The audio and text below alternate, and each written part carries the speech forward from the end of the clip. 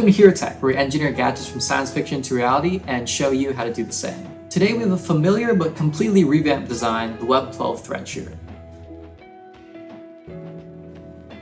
What was wrong with the previous one? Well, it was pretty much impossible for others to make at home. We used custom springs and components which are actually no longer available, and it was hard to 3D print since some parts required nylon filament. With this new version, we've sourced new components that are easily purchasable online. These components are standard sizes so that if the links do go out of stock, you can easily find them someplace else. We've also redesigned it to use PLA and tough PLA 3D printing filament, which are both easier to print with and easier to find. Finally, we've added a magnetic mounting option. Great for if you want to hide the strap under a hoodie, jacket, or cosplay and only have the WEB-12 visible.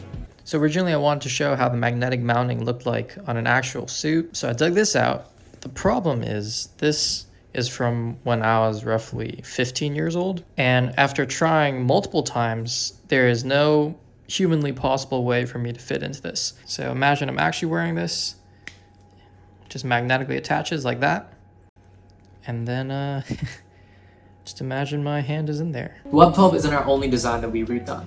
We've also redesigned the Spider-Man PS4 web shooter, the Into the Spider-Verse web shooter, and a few others, so stay tuned for those videos. Why did we do all this? We wanted to make it as easy as possible for you to make our designs. As always, the design files, material links, and tutorials for this project are freely available to everyone for 48 hours after this video is posted. Links are in the description below. After that, only HeroTech members have access. If you don't want to miss out on free project files, subscribe to the channel and hit the notification button.